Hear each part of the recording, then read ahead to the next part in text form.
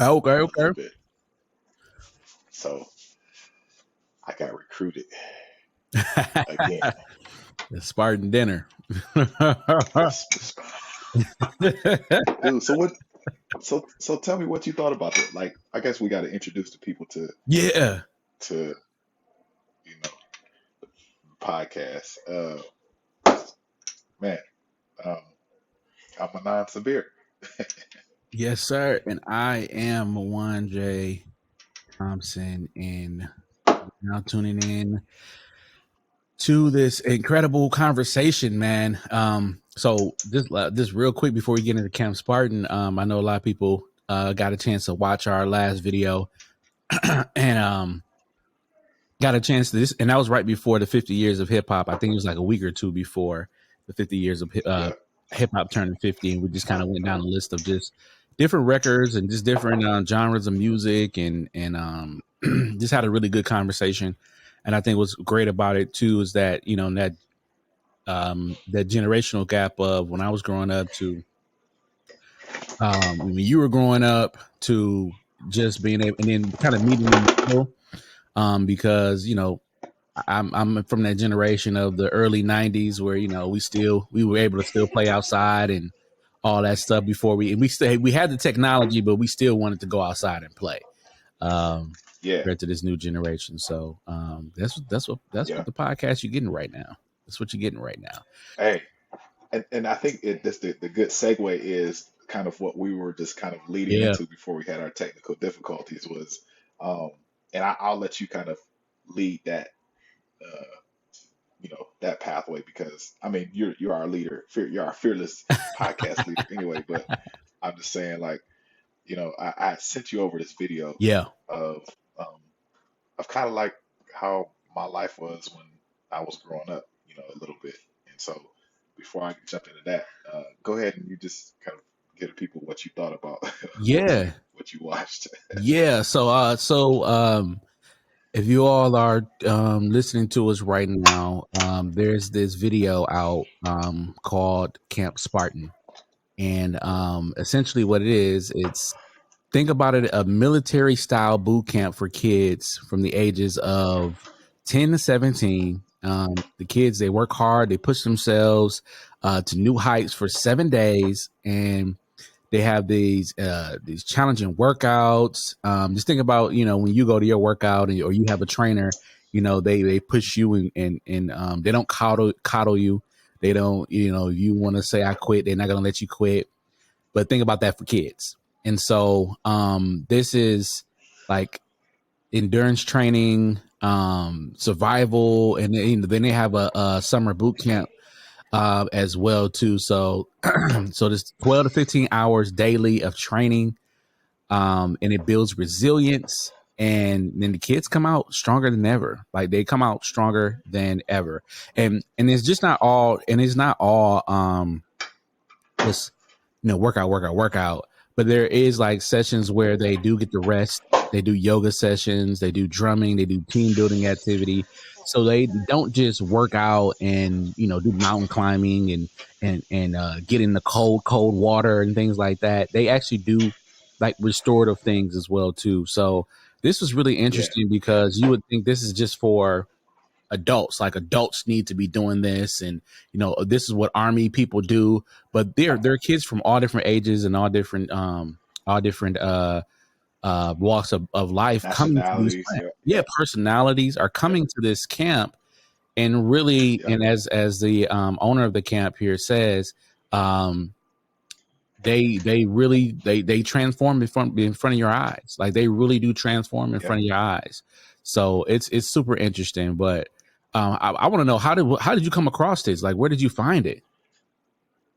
And that's a good question.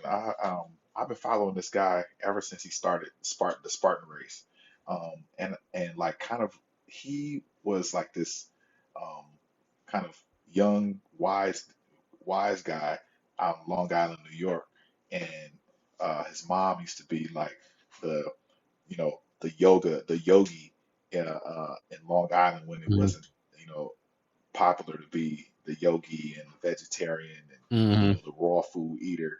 And she would, I think after she got a divorce from his father, she started going into like these really ancient, practices, and turn her life around and all the other stuff. And he observed that, but he never really, went with it. Yeah. Um, and so he went and he started a pool business. He got with all the mob guys, and then he jumped on Wall Street, kind of barely made it into college, and barely made it out of college. Uh, Had a successful career, but then kind of lost his zeal for it because he was getting fat, and he was, doing what everybody on Wall Street does. Yeah. And then from that point, he um, he decided to uh, he decided to, you know, do like these hardcore endurance races, and that's what he was known for. He would just do like these weekend hardcore endurance races and go back to work. And Hmm. like that's what he would do. That he would do the Iditarod or like some crazy stuff like that. And so um, I like directly after that he started this camp called, not this camp, but this race called the Spartan race. And Hmm. I remember the first time they had it, they had advertised it, and I looked them up. And uh, I actually I email them every now and then just to say hello and throw throw some ideas out of my. So uh, he's a cool dude, but he's hardcore, man. He's like the type of dude that'll carry a kettlebell in the airport for like, a full year everywhere he goes. Um, he's the guy who wakes his kids up at like 4 o'clock in the morning to do like kung fu training. You know what I'm saying? Like just really odd practices, but things that have made him, a multi-millionaire. Yeah. Just through the discipline. And so I followed him, and I followed him for that period of time. Over the years, he's developed this company called Spartan, and they had the Spartan race all over. They have the Spartan race all over the world now. And now he learned during the pandemic that all these kids were sitting around and doing nothing. He was like, well, my kids are doing the same thing, so I'm gonna have a Camp Spartan and on his farm in Vermont, and he brings the kids out for however long. It could be 7 days, 12 days, 14 days, and they run it, man. Like he gets them climbing up mountains with boulders in their hands, and kids break down, they cry, they don't get hurt, what I'm saying, but they get hurt mentally, Yeah. and he builds them back up. They wake up at 4:30, 5 o'clock in the morning, and before they even eat, like they're up a mountain. So they're down at 9, 10 o'clock, maybe sometimes 11. Then they at the end of the the camp, they have to buy their way, not money, but they have to kind of position themselves into the death race. The death race is 24 hours, and it's a kid's death race where they got to make it, and they make it, they make it. They don't, they out. And they got psychologists, and they have mountaineers, and they have um, all these survival people that are in professionals that are on their staff that Yeah. help the kids through, but and also watch what's going on. But uh, I feel like the kids. He said a lot of the kids look forward to coming back, and I feel like our kids.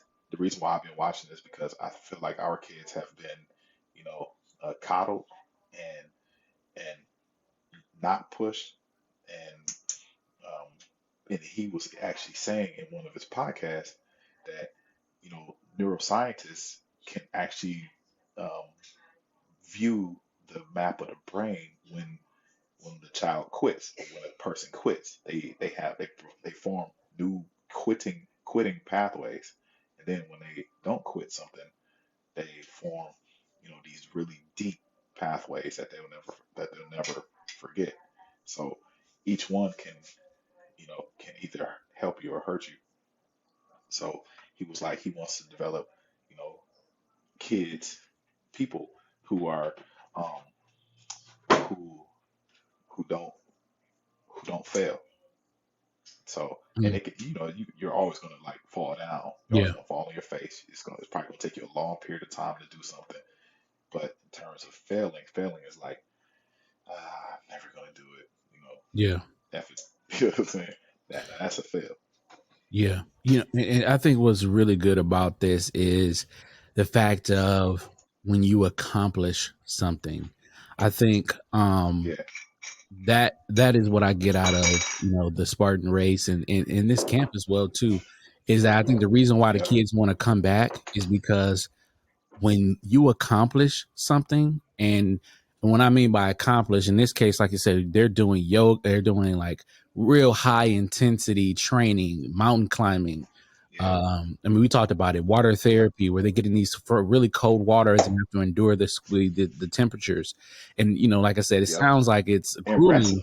And Yeah, yeah, these kids are they were practicing wrestling. They're yeah, doing bear crawls across, you know, um, across the field, and the field it's not forgiving sometimes. yeah, yeah, Yeah, yeah. You're going to nature, and I think the beauty of it is that they once they complete it, that is when they say, you know what, I can do this and I'll do it again.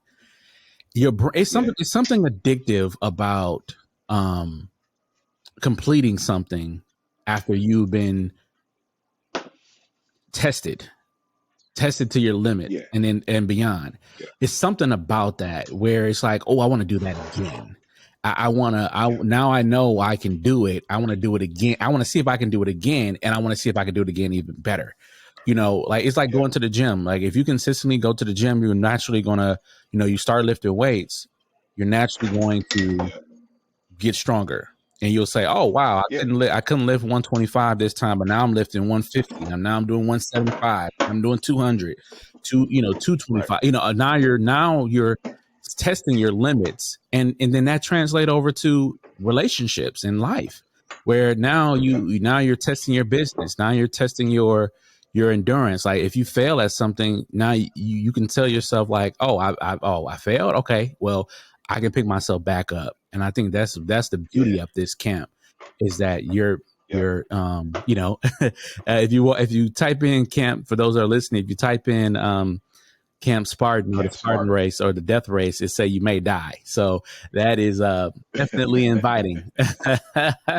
And you think about it, like I know I remember training in martial arts, man, and like there was a point I tell my wife this all the time, but there was a point where we had a 2 day karate testing. And it wasn't just karate because my father like trained us in everything. So it was like karate, boxing, kickboxing, you know, grappling, all that stuff, wrestling, man, like, you know, group fighting. So like, be 4, 5, 6 people on one person fighting, running around the block, 4 or 5 miles at a time. Like it was one testing, man. It was a weekend. We got in at 6 o'clock in the morning, didn't leave till 8 at night, and then got to get back up and do it again the next day. Man, it was probably like 90 something, probably 100 degrees both days. Wow. And you know, like I had my body locked up, man. I never experienced that in my life. So like to go through something like that, um, but then, be able to push your body to do something like less strenuous is easy, Yeah. you know. Yeah. And what I love, And you start and that yeah, go no, I ahead. would say what I love about this too is the nature aspect of it. You kind of touched on it a little bit, but these kids are out on a Yeah, farm, they're out in nature. yeah, This is in Vermont, as you yep, mentioned. And yep. anything about the East Coast, like I said, the furthest east I think I've been was, I want to say, Cleveland. Yeah, because I think the Browns in there Yeah, furthest east, but I've never been all the way east. But to my understanding, though, the East Coast have a lot of hills, have a lot of greenery, a lot of oh yeah, trees and a lot of yeah, nature in there. yeah, Whereas the West Coast, they have a lot of desert area. But yeah, and that's yep, that's about farthest west I've been is California. So, but yeah, like you got that yeah, natural elements of Earth on the East yep, Coast, and it's like you're breathing in good oxygen. You're yeah, breathing in good yeah, oxygen. So it's like, even though you're tired, but you know that you're surrounded by nature, you're breathing in the real good stuff. yep, And so yeah, it yep. was And a really good eye opening. and think about it, like imagine our kids, like black kids. Yeah. And I'm not saying like excluding other kids, right? But our kids are like have been you know brutally pelted, Yeah. like since the beginning. And so imagine our kids, especially in this day and age, like getting a hold of this and having the opportunity to be out in nature. And let's say you come from a violent, very violent neighborhood or a very violent household, and you get out in nature and everything is gone, and the only thing you got is yourself, and you're able to push yourself, to another limit, man. You'll come back and you'll start to realize like how far you can go within yourself, you Yeah. know, given your circumstances. Like, oh, this environment is really violent, but I think I can make it past it. Like I carried a you know a 50-pound chain up a mountain for 2 hours. Right. Like that's a lot. Yeah. You know what I'm saying? And they make the kids do that. Like Joe DeCina makes some kids, do some wild stuff, man. Or I had to wake up and jump in a cold plunge, Yeah. like, Yeah. and do a group Imagine. activity. Yeah. Hey, look, he makes them memorize a poem, right? He makes them memorize a poem while in cold water. Like, Yeah. It's mental. that'll make the average person like cringe. Yeah. And Yeah. so our kids do need the shock, um, and they need the love too. And I think that part of that, a lot of that is just love. It's not necessarily, you know, shock therapy. It's all love. Because coming out of, I got a friend. He told me, man, out of the pandemic, that he was coaching soccer, and he was like there was a kid who would come to soccer practice, and he said the kid would purposely leave his gear in the car, right? He'd purposely leave his gear in the car and get yelled at because he just wanted to know somebody cared for him. Mm. Wow. Yep, Wow. yep. I think That's that's some deep, crazy. deep That's love. deep. That's deep. That is deep. That is deep. That's deep. And our kids are out there like that. They don't know. Um, I think like Yeah, some would say, the hood is the Spartan race or the death trap or the death race, right?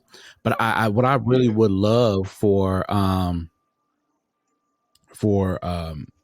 our kids is to get out in the nature piece.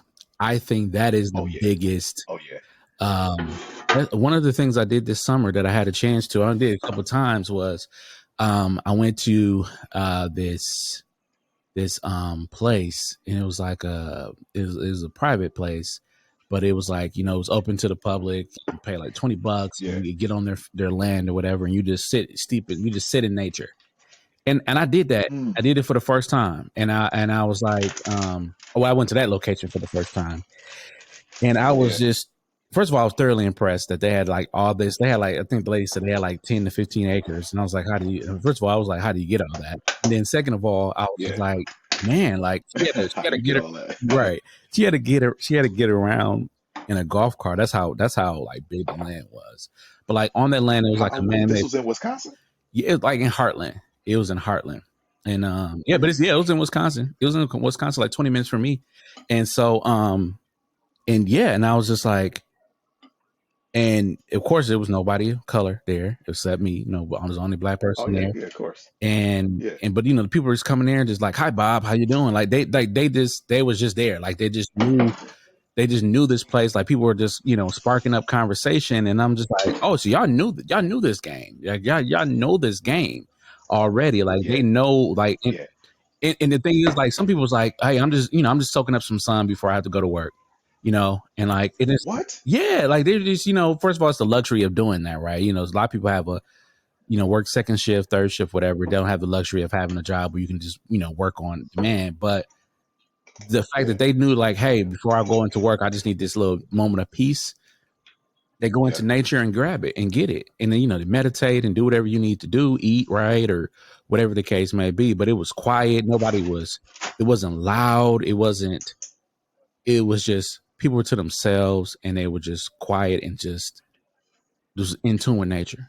Like you could fall asleep and be cool and just wake up and be like, oh wow, that was the greatest Dang. nap I had. And so like that's what I'm trying to figure out. How do we recreate something like that where we have Yeah. these black Yeah. retreats or these black and brown retreats where we say, all right, maybe once a week, maybe on a Saturday or, a Saturday morning, you come to the black retreat and you just get in touch with nature. You just take your shoes off Yeah. and walk in the grass. Like I did that. I hated my feet on grass, but Yeah. it was just something good about putting my feet on the grass and just walking around with my feet on the grass. And that, I think, and they call it, like, we call it grounding now, Yeah. but Yeah. we've been doing it for Yeah. years. Like, we, like, I think you and I talked about it last time. Like, at one point in time, there were nothing but about, I think it was like 15 or 50,000 people left on the planet. And if it wasn't for a black woman to repopulate it, and a black woman out of Uganda to repopulate the planet, we wouldn't have had anybody left on this planet. And so, like, I'm sure they didn't have shoes. I'm pretty sure, right? And Yeah. to ground yourself to the electromagnetic fields of the planet, allows you to enjoy the luxuries of, what God has placed on this, for us to enjoy those Yeah. attributes. Yep. Yeah. Yeah. And I'm like, that's the I think that's the purpose of life, is to, like, look at God as light, and then understand that everything that reflects the light are his attributes, and we Yep. become a part of those attributes. We are those attributes. And if we don't adhere to the policies of those attributes, Yep. right, we go left, and we stop. We leave our shoes on while we're camping, like stuff like that. It's like, dang, we Yeah. just missed it. Yep. Just missed Yeah. it. I mean, you think about eating, like whether you believe it or not, but if you just look at the story itself, to your point, everything was what we had, everything that we needed until we started Yeah. seeking things outside of Eden. That's when it became a Yep. problem. So it's like, how do we That's right. create our own mini Edens in this world where we can retreat to and Yeah. then just get in touch, in tune with what, like you said, what we were given to, Yep. restore ourselves. Like, you think about the Yeah. plants. I'm pretty sure the cure for cancer is in one of these plants that we just haven't tapped into yet. It's not, Oh yeah. Yeah. Yeah.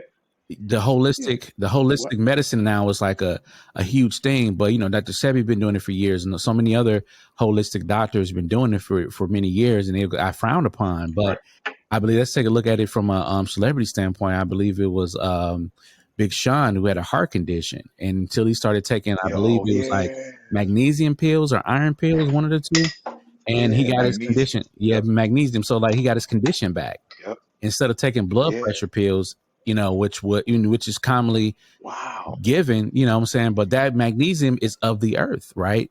Our earth is made of Yep. magnesium. We need it, we need it to, the earth needs it to survive. So it's like everything is there. Yep. We're just so psychologically trained. I'm not trying to be the hotep type of guy where, this, that, and the other. But it's the truth though. It really is the truth. Like we really do have everything that we need.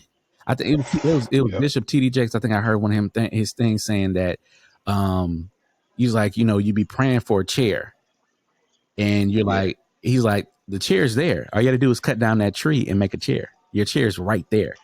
But people just Yep. they want it so quick, fast, in a hurry, is that they don't understand that everything we need is right there in front of us. And so we just got to get back to that. We got to Yep. get back to getting everything we need right there in front of us. It's, we got to get back to that. Yeah. And I think that maybe that's the purpose, is to get back to, that the living, breathing word of God, right? Yeah. Living, breathing word of the Creator. Where whoever somebody wants to call, Yeah. the life force. Um, but no matter what, like that life force is never ending, and and we can't even fathom whether or not it had a beginning, right? Yeah. Because it never was a beginning. It was there's never a beginning for God, and there's never going to be an end. And if we realize and recognize that, man, we'll enjoy this earth. We'll enjoy all of it. Yeah. So, like, I think like the the the purpose, maybe, and maybe he didn't, figure this out, or maybe he did, like Joe DeCina was to say, like, yo, just enjoy the rest of this thing, like while you have it. You only get one body, and you might as well use it as a clear cut mechanism to do something well in this world. I mean, it's a cold camp though, man. Like, and I I, I enjoy watching. I've probably watched that video a couple of times. So I think it's worth our kids exploring something like that, but then it's worth our people putting something together like that that will give kids, you know, especially parents, the protection that they need. Like, for example, he Yeah. said one of the parents formed a parent group, and they were like, "This is too hard," you know. And um, he said one of the kids would call the mom, call his mom or his dad, and his dad was on board with Joe DeCina, and his dad, the kid called, was like, "Dad, they're torturing us," and the dad would be like, "Well, I'm gonna go cut the grass." It's like text it back, text it, and then she would say, the kid would say like, "Dad, they wake us up early in the morning. We have to go to the top of a mountain before we eat. They don't feed us breakfast." And the dad would, text back, "Well, your mom is doing very well. She's still asleep right now." It's Right. like deflection answers. But it it it's a great place, man.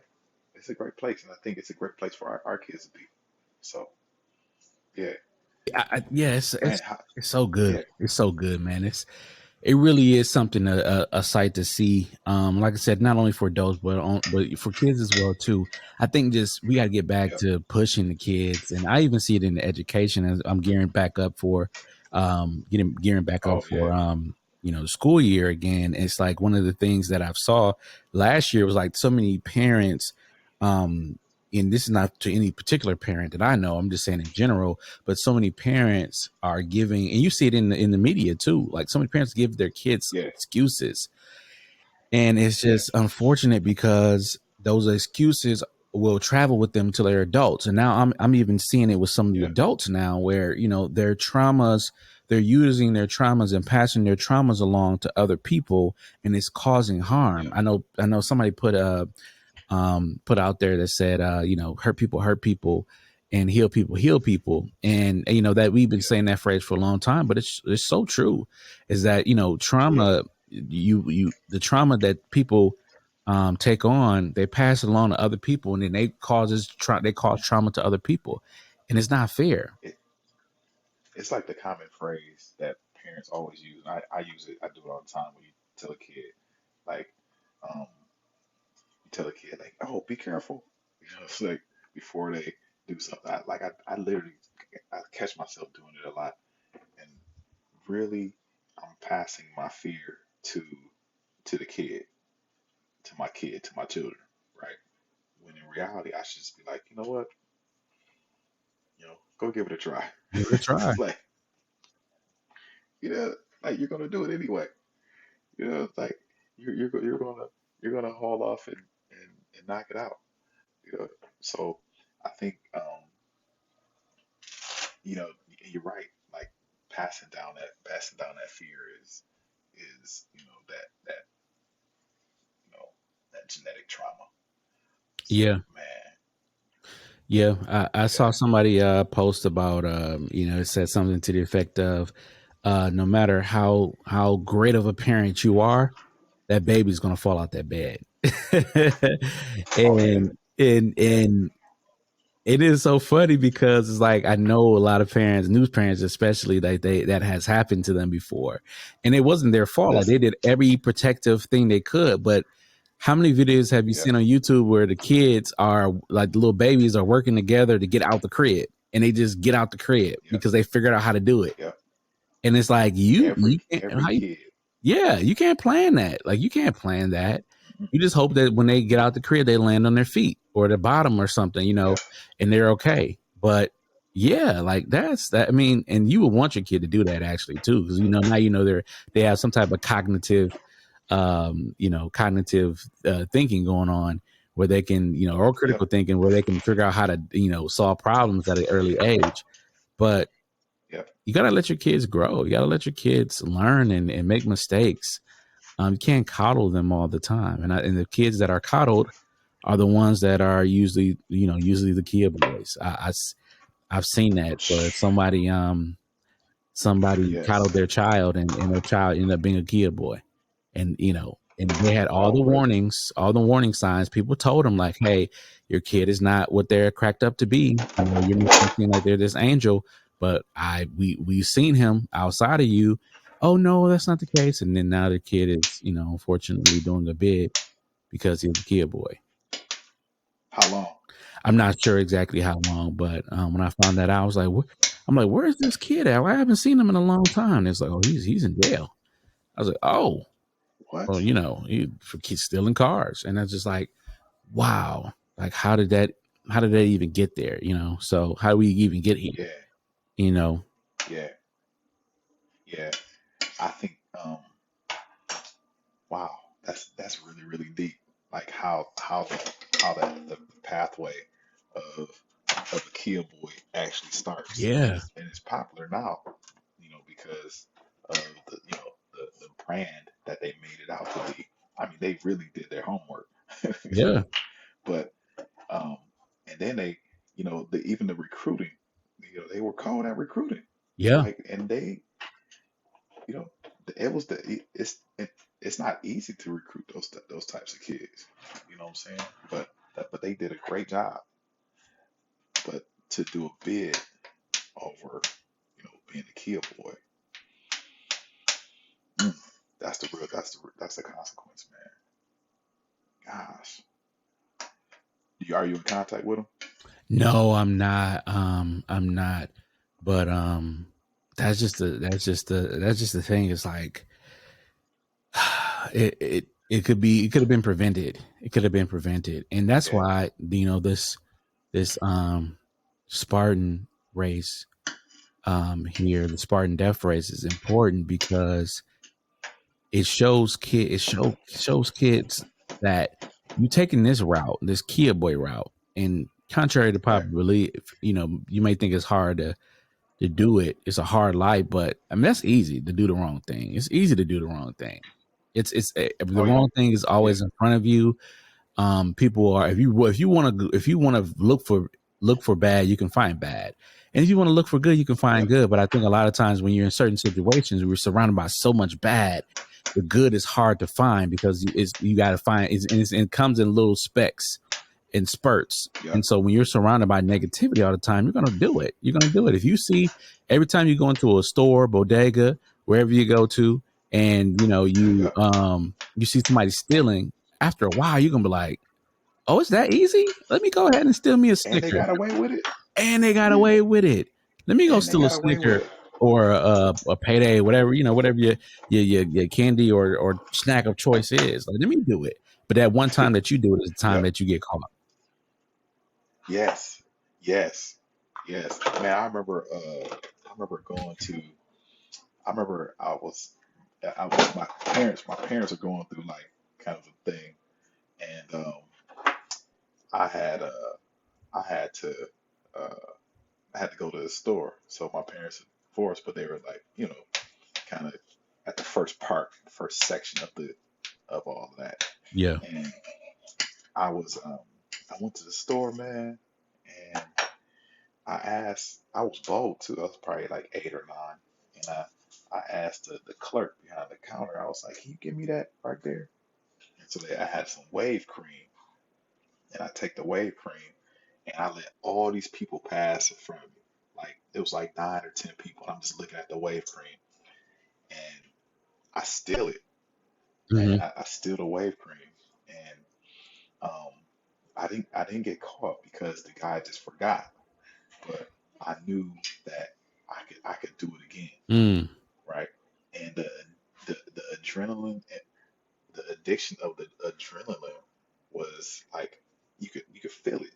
Like, oh man, I can go back and get some more wave cream, man. Yeah, yeah. Man, yep, You it release was, endorphins, and that yeah, same.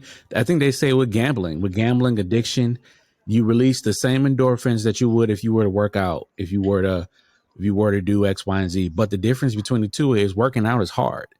You gotta yeah, really push yourself to get up in the morning. In this case here, Joe DeSena says 4 o'clock. You got to get up at 4, yep, but you can go to Potawatomi with no windows, no door, no windows. It's go in there, yep, it's dark, come out, it's dark. Go in there, daylight, come yep. out dark.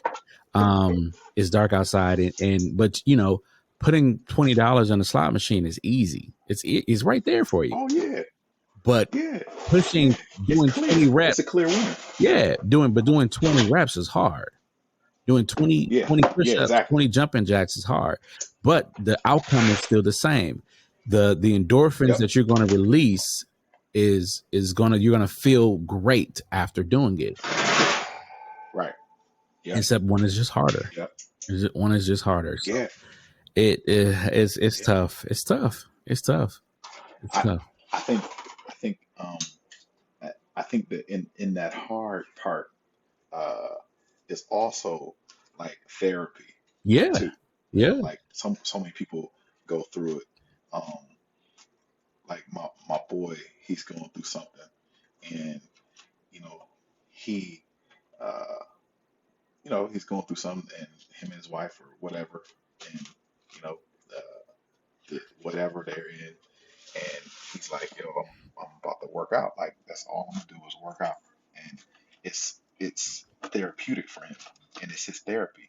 So when he gets to having to deal with her, on that level, he can he can make clear and sound decisions Yeah. without having to be so emotional, Yeah. and um, you know, like it's not perfect, but it works for him. It works for them. Yeah. You know what I'm saying? Yeah. So yeah, And I would encourage him, if he doesn't do it already, maybe have her work out with yeah, him. Yeah, excuse yep, me, with him, and maybe that could be the therapy that they both need. Like yeah, whatever you can do to try to get and that goes for families too. Like, hey, I was reading either reading or watching something. I think I was watching TikTok. I was on TikTok, and this psychology page came up, and it said something to the effect of, if you want to get somebody to do something, don't to some degree, don't tell them to do it, but kind of push it into them. So like, you tell your kid to go outside and work out or do a lap or something like that, they're probably not going to do it. yeah. If you say, hey, Oh no, I want to know about your day, I want to learn more about your day, let's walk around the block, and yep. they walk around the block, and they're talking to you, whatever, and you're like, oh, we just did our block, you want to go back in? They're like, no, let's do another one. And so now Let's keep it going. Yep, now you got them hooked. yep. So they don't know they're working Yep. out because they're thinking they're doing something else by just talking. So like, you just put the Hey, medicine in the so candy. and that's what it's funny because I do that with my the youngest daughter. So like, we'll go and we'll go to the park, and I'll you know just be at the park. You know what I'm saying? And we'll be there for like you know hour, hour and a half, and she won't know that she's working out, but she's working out. So she gets in a nice hour's worth of workout before bedtime, and she can have a clear, night's sleep rather than having to, wake up because you're restless. All that energy is out. Mm, So yeah, yeah, yeah. yep, Good workout. yep, before bed is, oh Yeah. man, that's amazing. A workout before bed is amazing. 'Cause your sleep is going to be nice. So yeah. So let me ask you a question. So you brought up that like another conversation you brought up, and we flip it around. Uh, you brought up that situation with DJ Envy and flipping New Jersey. What you Speaking think? of flipping around. I know you probably flip, flip, flip it. What you think about that? Oh man. It's tough because it takes years to build credibility and seconds for it to collapse. And in this Yeah, case, it looks like DJ Envy's credibility is being, bulldozed over. You know what I'm saying? Like it really that's a using these housing metaphors. that's a cold word, right? Using these housing metaphors, but construction metaphors, but it Right. over the years in Breakfast Club, he's been talking about buying houses and flipping them and doing this. And he even did a Yeah. seminar here in Milwaukee that I actually went to when he was at G's Clippers. Okay. And so Yeah. um Yeah. and so like he got like a certificate or a plaque in the city, whatever. And DJ Envy was known for flipping houses and buying properties and doing all this stuff like that. And of course, you're not Yeah. going to always win. You're not always going to be successful. Which I Right. think he should have shared more of some of the losses as well too, if he didn't do it already. Because I know he was supposed to buy Right. a school and flip that school into like some apartments, which I see that's the thing as well too, is buying schools and flipping them into public housing. But Right. so apparently, so those that may not know, DJ Envy is one of the names in this lawsuit that a lot of athletes and rappers and entertainers are attorneys have put in front. And essentially it's because, DJ Envy was getting money, trying to get money to him and his partner, Flippin' and Jay, was Yeah. in accused. They're basically accused of a $2 million apartment scam. Right. And essentially, the investors claim that the two disappeared with the money after pitching a 50 unit, essentially. And so, Right. this is in New Jersey. DJ Envy and not Anthony Brown. What's his name? Caesar. Caesar. Yep, Yeah. Caesar and his wife, and I believe his wife is Jennifer Pina, who Yep. who's also a part of this as well too. Or maybe it Yep. may just kind of be in the background of it, yeah. Yeah, they're being accused of fraud. They're being accused of fraud, and they're looking to Hmm. people to get their money back. Looking to get their money back, and it's plus some punitive damages as well too. But Yep. but essentially they're saying that they undervalued some of the Patterson homes and flipped them, and Hmm. there's more to it than that. And so Yeah. yeah, man. So this is what's going on, and yeah, it's looking nasty. It's pretty nasty. I think DJ Envy is not getting the total brunt of it, but I think because he's the popular name in it, that's why his name is in this Yeah. suit as well too. So Yep. yeah. Yeah. Yeah. It seems as though like he's probably getting hit because of his name, not Hmm. because of what you know. He's like guilty by association. But because you're guilty by association, man, like that carries some weight. So he's involved in when they say a $3.4 million lawsuit that's growing right now, Hmm. and it's like 8 plaintiffs Yeah. on the docket, and man, this is bad. You know, it's really bad. So know that we'll see what happens Yeah. with this thing. So yeah, Yeah. I mean, he's trying to it's distance himself from the scandal. Yeah, he's saying he has no affiliation with the Taylor Apartments, which is, I believe, is the big yep, issue here. Um, yep, but they're saying that there was some phone call records and and now the records are being put in place here, Yeah, um yeah, so they're saying that he's saying that that's not his partner, but then he turned around and saying that that is his that was his partner initially, and all this stuff like yeah, that, and yeah. so He did say that. yeah, yeah. So, and then recently though, there's been some beef with Earn Your Leisure and Ian Dunlap, who's also not necessarily a part of Earn Your Leisure, but he is kind of like the third member of Earn Your Leisure when it comes to like Market Mondays and stuff Yeah, like that. But Earn Your right. Leisure is that's actually one of my favorite podcasts out, because they just drop so much knowledge and so much game. Whether Yeah. you want to take it or not, but it's really good. But apparently, Mhm. DJ Envy was recorded saying that he created flipping NJ or flipping Caesar, created Earn Yeah, Your Leisure, MG the mortgage guy, and Ian Dunlap. And so you know people some people are also saying that it it could be AI, but it's interesting. It's just all interesting. it And Ian it could kind of, be. yeah, It definitely could be anything, but it's definitely. I don't know if it's AI. You know what I'm saying? But you never know. Like this is the age of deep fake. yep, yep. It's the age of deepfake, but but Ian Dunlap definitely responded. Not saying we're the rumor podcast, but I think it's just something to really to talk about, because um, Ian Dunlap says, hey, if you were, um, if you were um, involved in making us, then how come you don't have any equity in us?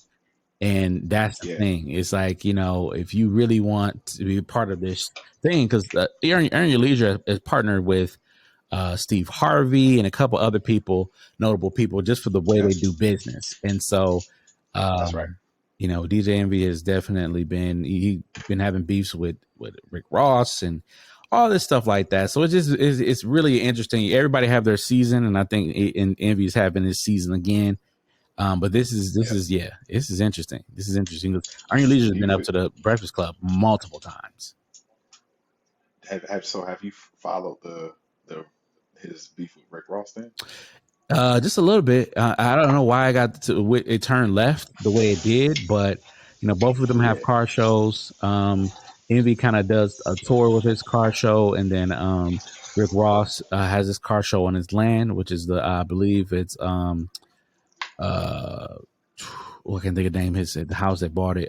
Not May. Not, I want to say Mayweather, but it's not the Mayweather Right. home. It's Evander Holyfield's previous mansion. Really? Yeah, I think it's Holyfield's previous mansion. Yep.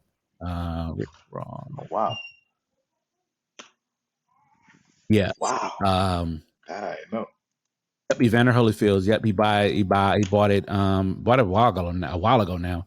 But yeah, it's Evander Holyfield's mansion out in Florida, I believe. Uh Yeah. Yep. and it's a 109 room mansion. No, it's Georgia. I'm sorry, Georgia. It's a 109 room Okay. mansion. Pool, everything. I mean, the place is huge. It's like an estate, actually. But one of the things that is interesting, since we're talking about real estate and just doing and looking at money, is that Rick Ross has Hmm. animals on his Buffalo. yeah, buffalo. Yeah. Buffalo. So much so that Yeah. his neighbors are like, "Hey man, get your buffalo. It's coming out to my yard. Like, you need to get your buffalo." Um, Yeah. yeah. So it is a huge estate. I'm actually looking at pictures now. It's a huge estate. But Rick Hmm. Ross had his car show on his estate. I'm gonna call it an estate because this thing is huge. And so Yeah. yeah, it's 45,000 square foot mansion. And so yeah, That's crazy. it's pretty big. It's pretty big. And it banks, I think, for 7.5 million. It went back on the Mm. market for 8.2 million. This is at the time. It's unclear how much he paid for the mansion. But it was in an auction for 2.5. So If you What? caught it for two That's a months, steal. that if you caught it for like 3 or 4, that is a steal. And then I'm pretty sure he's Dude. done so many upgrades with it at this point. Yeah. Yeah, Yeah. yeah, It's probably he went from 2.5 to equity in it. He probably banking like 50 mil on that yeah. right now. And then now, Probably more than likely. yeah, and now with the animals on it too, that's a whole nother tax break that you get. Like he's not Yeah. Ross Yeah. knows what he's doing. He's not even paying. Yeah, he knows what he's doing. He's not paying. He's not like the. It's funny because like with the I don't know if it's USDA, whatever it is, like those government subsidies. You Hmm. get those government subsidies, man. Take care of those buffaloes. You are I don't know if they're endangered or not or whatever, but I know there's laws for hunting and having buffaloes, and so if there's laws, there's also protections and subsidies, man. He's probably not even paying the mortgage. They're probably paying him. I mean, and I think you got chickens on there too. I wouldn't be surprised if you have chickens on there. So like putting Yeah, like, and these are things that we don't know. We as in yeah, people, black people, we typically don't know. Like yeah, when people said that Rick Ross had a big bison or a buffalo on his estate, the people look yeah, at him like yeah, he's been foolish. He's been, but what you don't know is that you get tax credits for that. There's a different yeah, type of credit for that.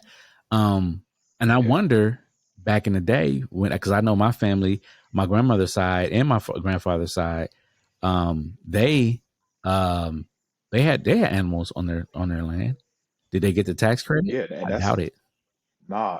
And when they started to give those tax credits, that's when they started chasing black people off their land. Yep, I believe it. And then that's when they started stealing the land away from black people, especially in the South. Yeah, So like my wife's grandfather was chased off his land, man. They stole that land, and I can almost be guaranteed it was like 200 acres or something crazy back in Tennessee, man. Like whoever took that land, it probably is just probably still is the owner of the land, and they probably making quite a few millions of dollars on that land. So absolutely. you just think about how unfortunate like uh, these folks have put the how unfortunate we've been in the struggle uh, to maintain our livelihoods in America. And people like Rick Ross is like, man, screw y'all. I know I'm surrounded by people who have you know legacies in America, and my legacy is to reclaim this land and have a car show, Yeah, yeah. and that's what he's doing. And have a car show, and I think we just get back once again, getting back to buying land, and once we buy land, do whatever we need to do to keep that land, and don't Yeah, be afraid to put a goat or some chicken on your land. Go ahead, yeah, why not? yeah, You probably, and yeah, if you're able to get the land and you don't want to take care of the animals, you could probably, if you buy the animals, you could probably get somebody to come out there and take care of the animals for you. The place I was talking about yeah. earlier, they had 2 horses on their land, so like they know what they're doing. So now, Wow. you know what I'm saying? Like they have 2 horses, so now you getting some type of credit for it, and you Yep. could, now that's even another stream of revenue during the summertime. Now you could say, not only do I have these horses, now I can do horseback riding for $50, $60 an hour, or per person, or whatever the case may Yep. be, for an hour. You know what I'm saying? So now this is a whole Yep. nother stream of revenue that you could do on the weekends, or whenever you want to, and you're Yeah. making extra money. Yeah. Man, look, if they're giving there's money for people who are building urban farms. So like they got this website, I think I probably said it in another podcast, that allows you to purchase seeds that grow fast fruit. Mm, So like, trees and the fruit. So like you can purchase the fruit, or purchase a fruit tree. The fruit tree grows really fast. It sprouts, it gives good fruit bearing fruit, um, and you're able to do your thing, man. And but the government pays you; they'll pay you to grow like that stuff on your land in the hood. yeah.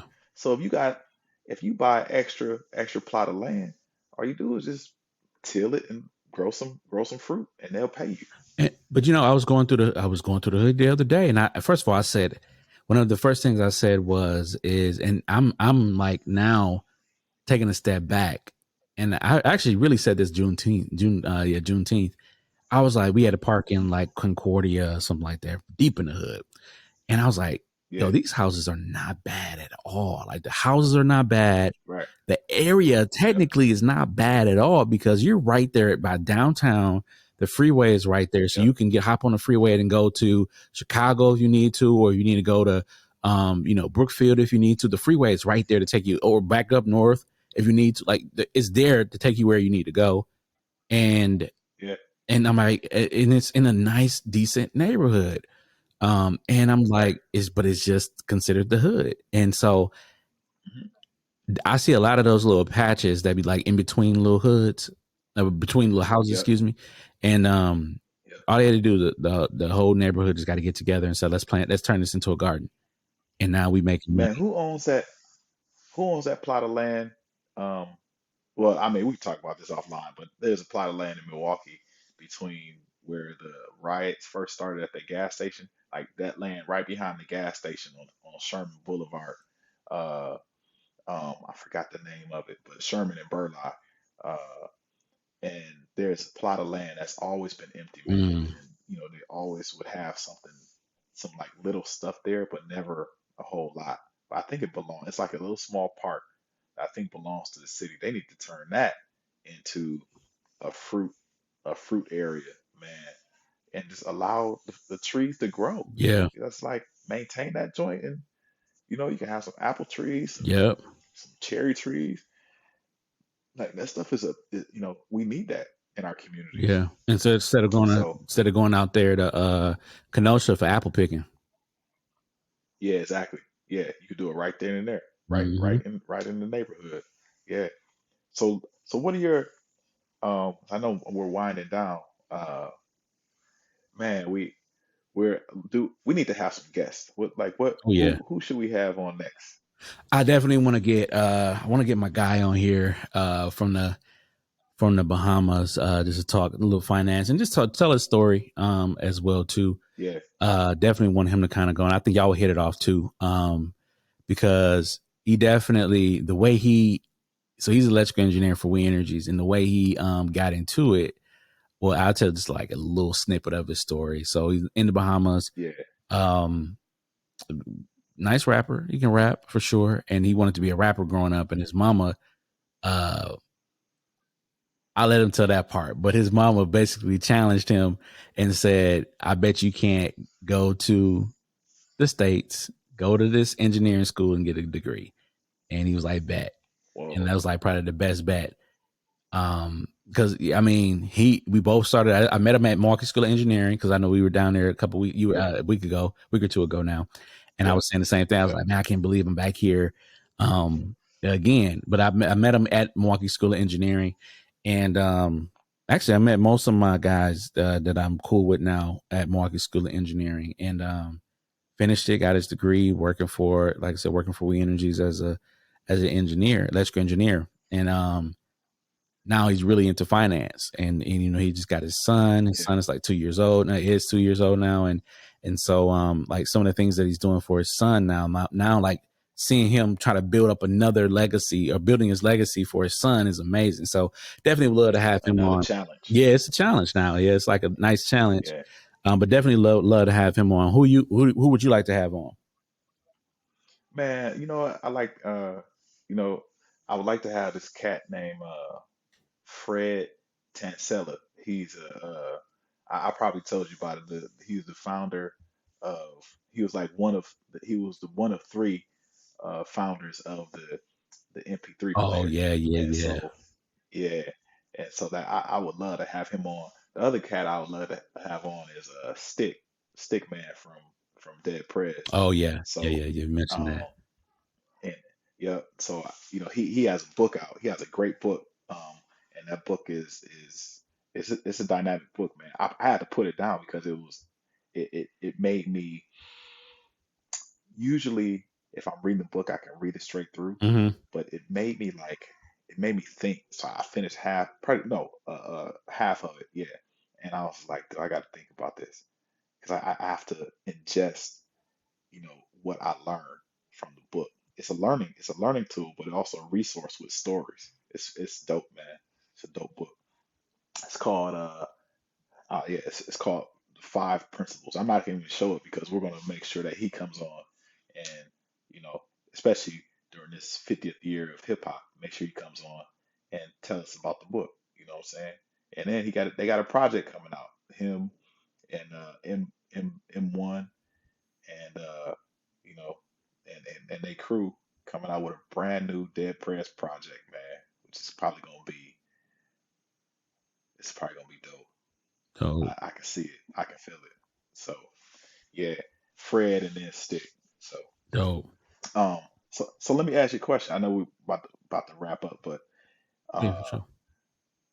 let's go back. Let's do this. I want to do something. I got an idea. I want to do something. Maybe we could do this like as a a tradition. But um we'll call it hip hop. Okay. So I'll be the hip, you be the hop, or you can be the hip and I'll be the hop. Um, so and it's just this back and forth. Okay. Like what new thing are you doing Yeah. um to improve your life? And it can be we it's like a call and response. So I give Oh, I something, like you it. give something. I give something, you get something. I give something, you get something. Right? So like, it could be website, it could be, anything. Um, something you tried, something you're trying, and something you want to try, Got you. or something you do, something you want to do, something you haven't done. So um, it's all up in the air. It's creative, I man. like it. And I, I'm gonna go first. I'm gonna Okay. start it, and then I'll let you are our fearless leader. Uh, like from here on out, I'll let you.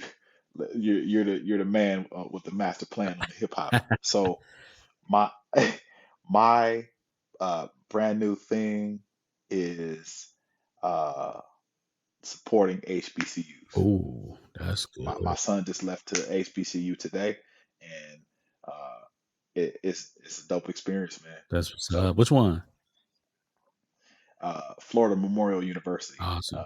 Miami, Florida. Miami, Yeah, Florida. Awesome. Awesome. Awesome. yeah, Uh, I think tapping into um tapping into nature. I think tapping into nature. I think I want to try to get there before school officially starts for the kids. I yeah. want to try to get back there one more time um to really kind of enjoy that and get that experience. I may try to go tomorrow if possible, if I can. But yeah, I think doing that to me, that was just a great experience. And like I said, you're just sitting back, catching the sun. Yeah, there's a lot of bugs, flies there, but you, like I said, being able to take your shoes off and just walk around and just get in tune. I think that was great. Nice. I like that. You got to send that to me too. You got to send me the camp because I've been looking for. I actually been looking for farmland to purchase, Oh, so I dope. want to purchase some farmland. But before I do that, I want to run something similar to the Spartan camp and with kids with the kids in Milwaukee and see how that works. Um, I like squats. I like doing squats, man. Like I've been having this feeling of doing, you know, squats in the mornings. Like, I used to do it all the time. Now I need to get back to it because I know my legs are, the legs support the structure of the body. Yeah. And if you don't have strong legs, you don't have a strong upper body. So, uh, I gotta get back to squats. I'm doing squats. Yeah. That's dope. Squats is dope. With weights or just body? No weights, No weight. just yeah, just body. Yeah, like unlocking my Yeah. hips. Yeah, Oh yeah, that's important. Getting up and stretching every morning is yeah, important. I think for me, this is not a new thing, but I'm trying to get more consistent with it. Is writing out my prayers. Writing out my prayers. yeah, When you write them out, it's a little different than just saying them. But it's when you write them out and yeah. then say it, you be looking at it like, wow, I've really been blessed with a lot. But not only that, you could just go look through the journey of like, all right, you go back maybe a couple of prayers ago and you're like, man, I was really struggling here. but now Yeah. I'm good now. Like I'm great. Like I got out of that situation. So definitely just writing out your prayers, or if you don't write out prayers, just write, period. So just writing Yep. period has just been really transformational. I try to get on a consistent basis, but yeah, definitely doing that has been really transformational. Oh, that's dope.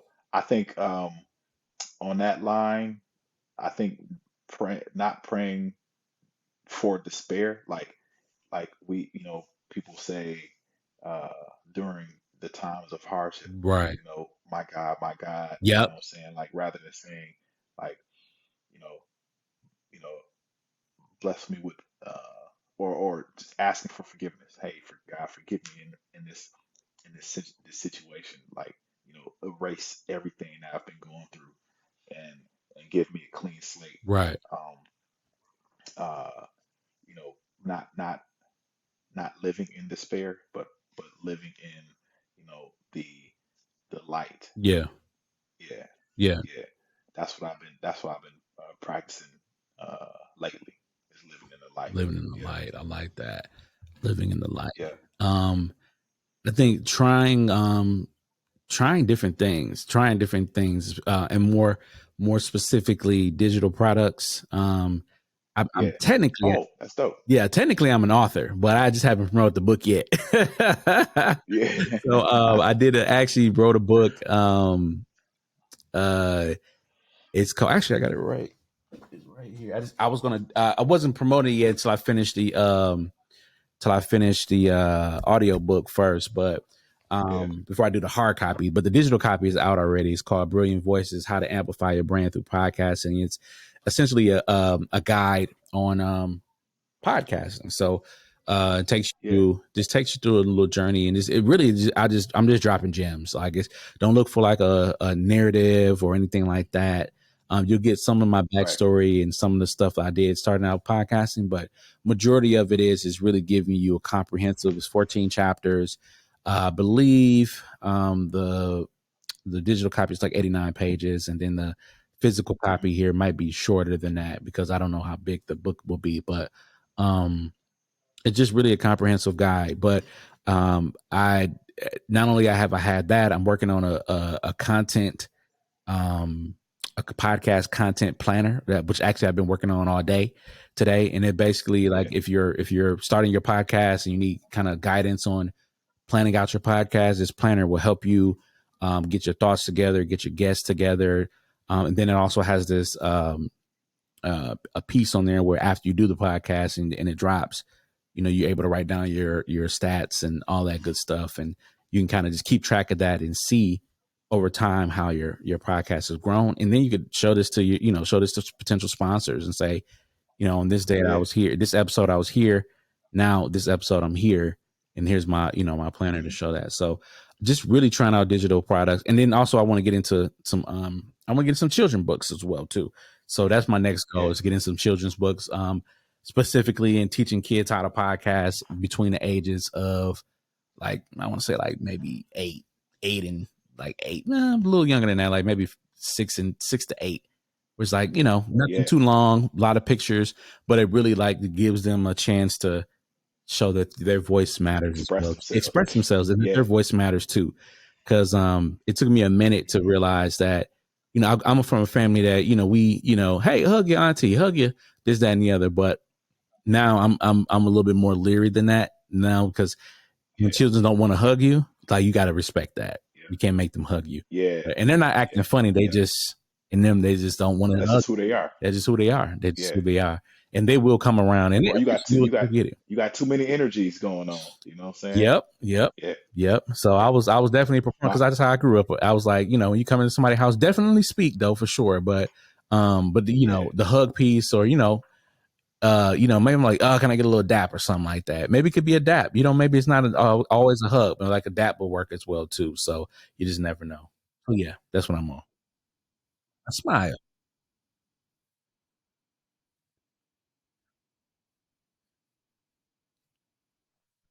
Oh, dope.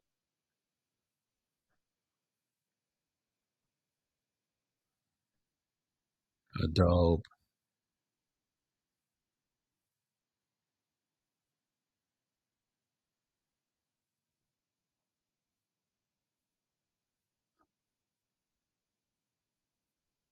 Mhm.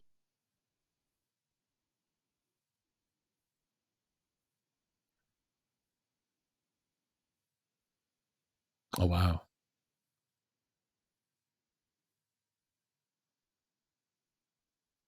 Oh,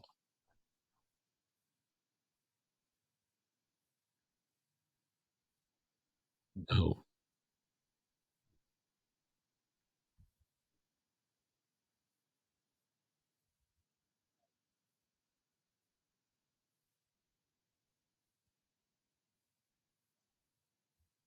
Fully I'm ready to go. Hmm.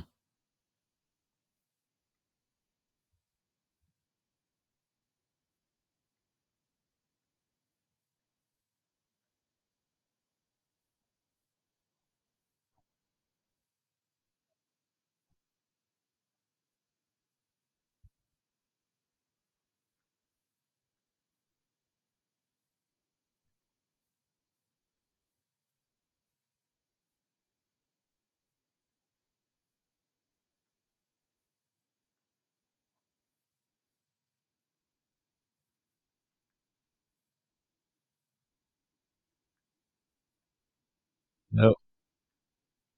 Oh, man. In 2 minutes, less.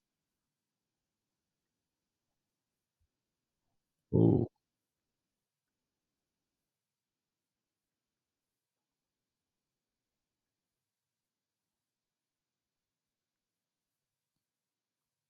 Oh, awesome, awesome, awesome. I think the last thing for me is just cleaning up the energy around me, and whether that's just making sure my room clean and little things like that that could just kind of make your day a little bit more easier. So when you come home from work or you come home from where you're coming from, nothing like a nice, clean, smelling, good room where you could just lay your head and just be comfortable. I think that's just a game changer. I know sometimes we get caught up in life and we just kind of come in and just throw things down and just move on to the next thing, but taking your time and actually just cleaning the area and the energy, cleansing the energy around you is dope. So that's something I want to get more consistent with as well too.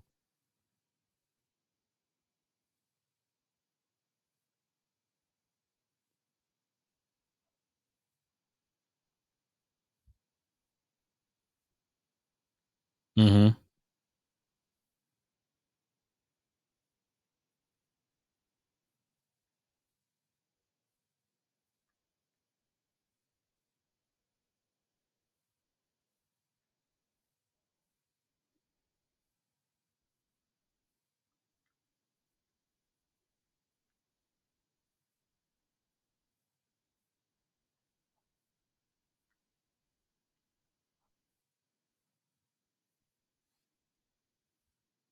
Mm.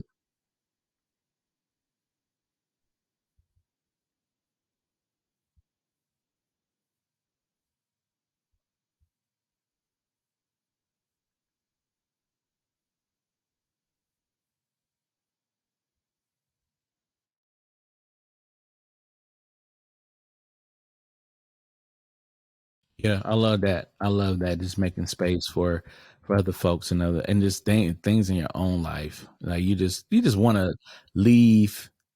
God forbid, anytime soon. You just want to leave with a good impression, with a good mark. Yeah. Yeah, man. I think we should title this episode "You May Die," because I mean that's just when you are trying to transform. That's something that could happen. Is that you may die in the process, but a physical death, right? Death to your old self, your old habits, your old ways, your old ideologies, your old relationships, your old habits. You may die, and that's a good thing. That's a good thing. So, um, yeah, yeah. Any last thoughts? Oh, we lost Benon here, but yeah, man. Thank you all for tuning in. Truly appreciate you all for listening. I hope you got something from this conversation. Once again, really push yourself, push your children, push your families to really change their lives and do things a little different here. And once again, the title of this episode is "You May Die," because when you're transforming, you're changing your life, you're not going to be the same. You're gonna it's a really a a powerful thing to kill your old self and become someone new. And we have to shed our old selves multiple times as we continue to grow. So we thank you all for tuning in. Once again, you may die, but that's okay. You want to kill off your old habits, your old ways, and your old thinking and your old logic, and become something new. Become something new.